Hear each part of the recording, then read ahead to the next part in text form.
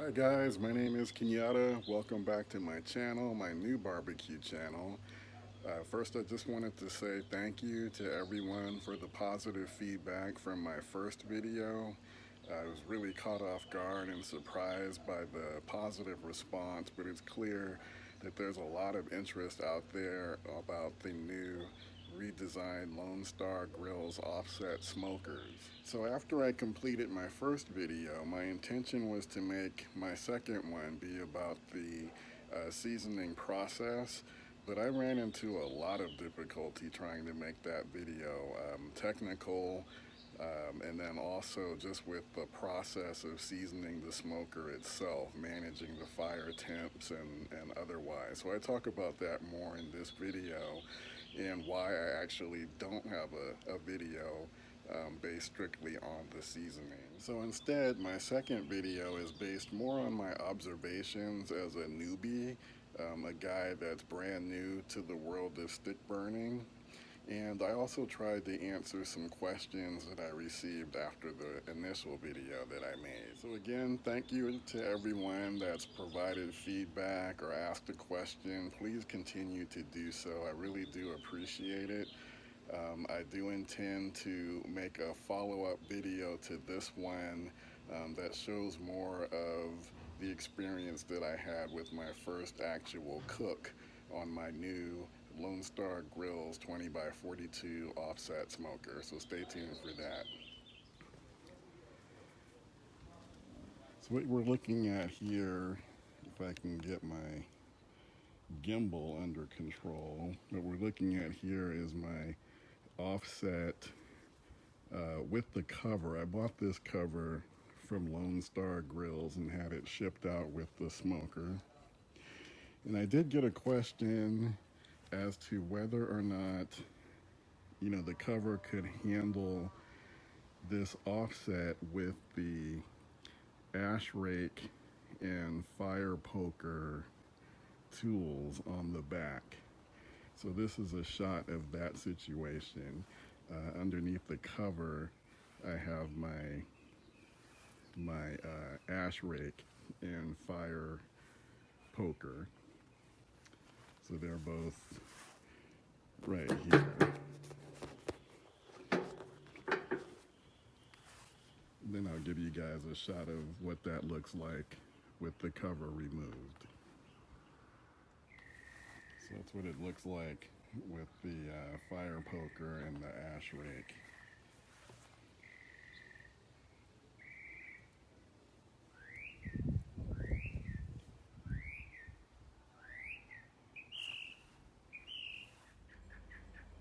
So actually, the more that I contemplate this, I'm actually thinking that it might be better to order this without, these additional hooks back here for the ash rake and fire poker. I mean, I think they can go, right there on that bottom shelf.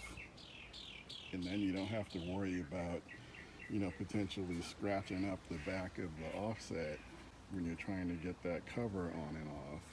And the cover is pretty heavy duty. It's pretty heavy. It fits well. There's enough slack to, get it over the smoker without much problem. But it's also heavy, so it's not gonna, even though it has some slack, it's not gonna blow off, if you're in a bad weather situation with heavy winds. I mean, that won't be an issue. So I am glad that I bought it because where my smoker is positioned, it's close to my sprinklers for my lawn, so it's definitely going to get wet every time I run those sprinklers. So I do think that the cover for me is necessary. So one of the requests that I received after the first video I made was to show a picture of how much clearance there is from the optional ash pan at the bottom of the fire at the bottom of the firebox from the fire grate.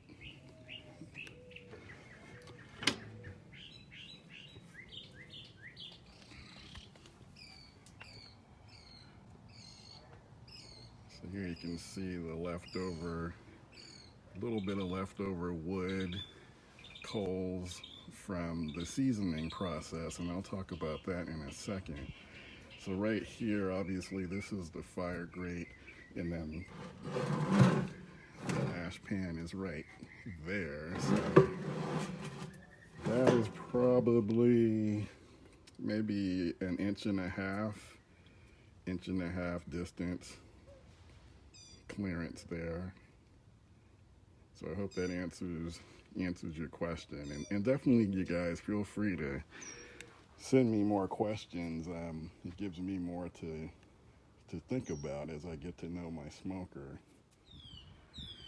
So a couple of days after I finally got the offset uncrated and got it back here in my backyard, I did do the seasoning process, and my intent was to make a video, but a few things happened that caused me to abandon that effort.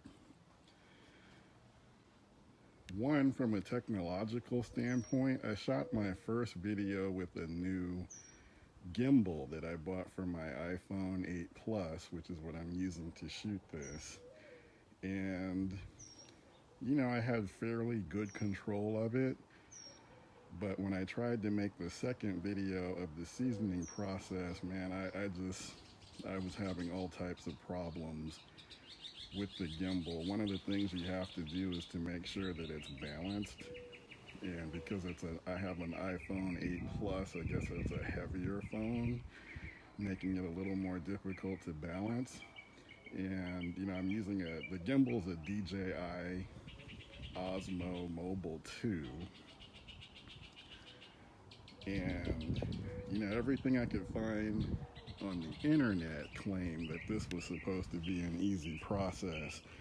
I think I finally have figured it out, but while I was trying to shoot, the camera was just kind of going all over the place, and it was driving me nuts. So that, coupled with the fact that this was my first time using a stick burner, and I was really trying to adhere to Lone Star Grillz recommendations in terms of, for the seasoning process. They recommend that you keep your smoker between 225 and 250 degrees. Initially, I had trouble. I started off with a chimney full of lump charcoal, and I put two logs in there, and I couldn't get the temperature to go up past 130 degrees. Then I tried doing a full chimney of Kingsford charcoal, the blue bag, and for that my temperature then shot up, it quickly shot up past 275 and was up into the low 300s. And not knowing, what that kind of effect that would have, I was worried that it would maybe cause some damage to the paint on the outside. And I was worried about what it was doing on the inside. I was just worried and kind of freaking out. So all of that going on with the technical problems I was having, I just abandoned the idea of trying to make a video.